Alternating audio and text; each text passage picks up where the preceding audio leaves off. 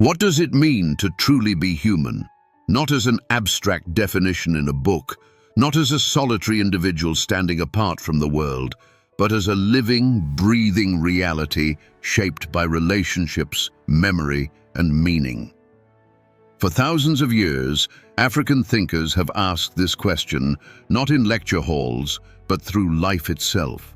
Through stories told at dusk, proverbs passed from elders to youth, rituals that marked birth, death, and belonging, and songs that carried wisdom across generations. These traditions were not designed to teach people how to argue, but how to live. And yet, a persistent question remains: can this oral wisdom truly be called philosophy? Long before ink touched parchment, African knowledge traveled by voice. Elders, storytellers, and priests carried insights not as abstract theories, but as practical truths: how to care for one another, how to live justly, how to honor the sacred order of the world. Stories were philosophy in motion. Proverbs condensed moral insight into memorable form. Rituals became frameworks for understanding life, death, and the unseen forces that bind them. From a Western perspective, philosophy is often associated with written systems: Plato's dialogues, Confucian texts, Indian metaphysics, schools where arguments are preserved in books and debated across centuries. African oral traditions, by contrast, have often been overlooked precisely because their wisdom lives in practice, not only on the page. But perhaps the question itself is misplaced. In many African worldviews, knowledge and life are inseparable. Thought is enacted in relationships. Ethics unfolds through daily action. Truth is not pursued in isolation, but within the care and responsibility of community. Yoruba, Zulu, and Shona traditions embody coherent understandings of reality, guiding behavior, shaping societies, and answering fundamental questions about what it means to live well. To dismiss them as mere folklore is to confuse form with substance. Within these traditions lie insights that resonate far beyond any single culture. That knowledge carries moral responsibility, that humanity is realized through connection rather than isolation, and that the good life cannot be separated from communal harmony. This vision finds its most well-known expression in Ubuntu. I am because we are. Here, compassion, generosity, respect, and reciprocity are not optional virtues. They are constitutive of being human. So the deeper question is not whether oral traditions count as philosophy, but whether philosophy must always be written, abstract, and named. In Africa, philosophy has always been meant to be lived. This lived philosophy also found early written expression in ancient Egypt. Imagine the sun rising over the Nile, illuminating a world governed not by chaos, but by order, balance, and moral law. For the Egyptians, this principle structured the cosmos, the community, and the human heart alike. Texts such as the Instructions of Ptahhotep or the Book of the Dead were not mere guides for conduct or the afterlife. They were reflections on justice, virtue, and the ethical architecture of existence itself.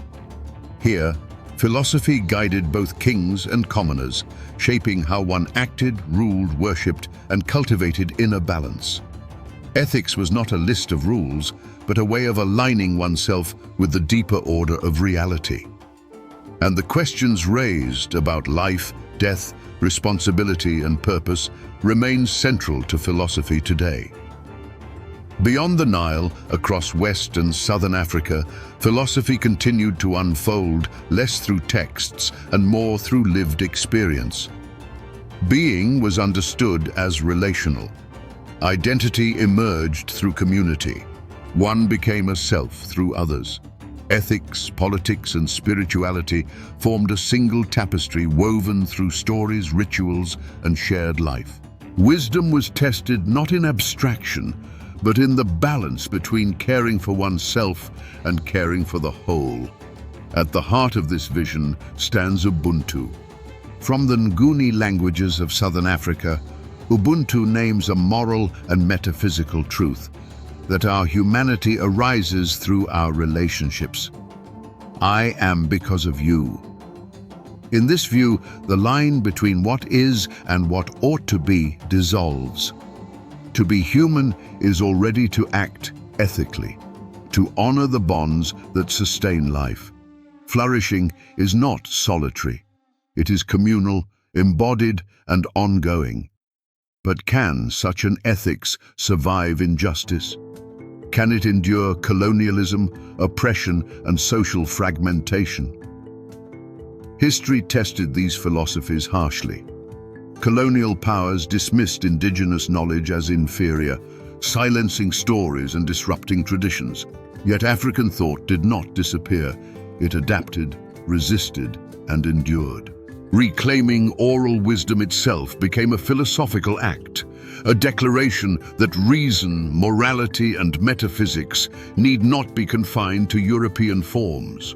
Thinkers such as Edward Wilmot Blyden, James Beale Horton, John Saba, and Joseph Hayford articulated political and ethical visions rooted in African experience, demonstrating intellectual sophistication equal to any tradition. Later, figures like Kwame Nkrumah, Leopold Sedar Senghor, and John Mbiti wrestled with identity, decolonization, and the place of African philosophy in global thought, showing that philosophy is not only argument, but lived insight and moral imagination. And the tradition continues. Today, African philosophy engages questions of justice, gender, ecology, and global responsibility, drawing from deep communal wisdom while speaking to a fragmented world. So, we return to the question with which we began. What does it mean to truly be human? African philosophy answers not with abstraction, but with relationship. To be human is to belong. To live ethically is to recognize the invisible threads that bind us.